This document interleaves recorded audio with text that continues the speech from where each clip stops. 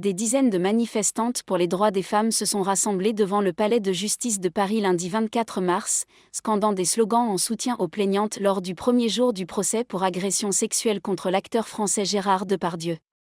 Les manifestantes brandissaient des pancartes et criaient « Nous vous croyons » en soutien aux plaignantes, identifiées sous les noms d'Amélika et Sarah. Depardieu a comparu lundi devant la justice pour des accusations d'agression sexuelle sur un plateau de tournage, une affaire qui place l'une des plus grandes stars du cinéma français au cœur du débat national sur les violences sexuelles.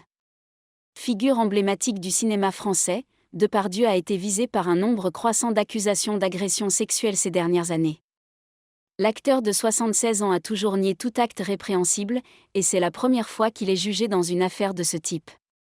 Les procureurs accusent Depardieu d'avoir peloté l'une des femmes, Amélika, sur le tournage, en l'attirant vers lui et en la bloquant avec ses jambes avant de toucher sa taille, ses hanches et sa poitrine tout en prononçant des propos obscènes. 3 témoins auraient assisté à la scène, selon l'accusation.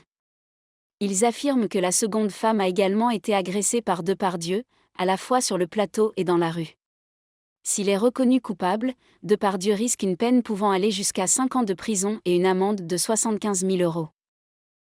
On est là surtout parce que c'est un monument du cinéma français et on veut démontrer que c'est pas parce que justement il a été mis sur ce piédestal qu'il ne peut pas en tomber, et donc c'est pour ça que c'est important d'avoir cette belle mobilisation aujourd'hui en soutien aux victimes et surtout pour qu'ils répondent de ces actes.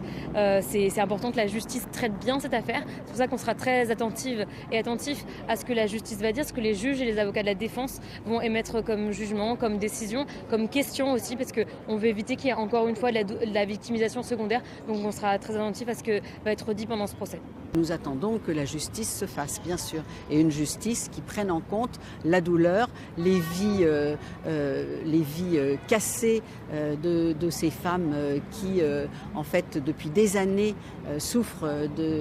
d'avoir été violentées, et nous sommes derrière pour justement les soutenir et leur dire qu'elles ne sont pas seules.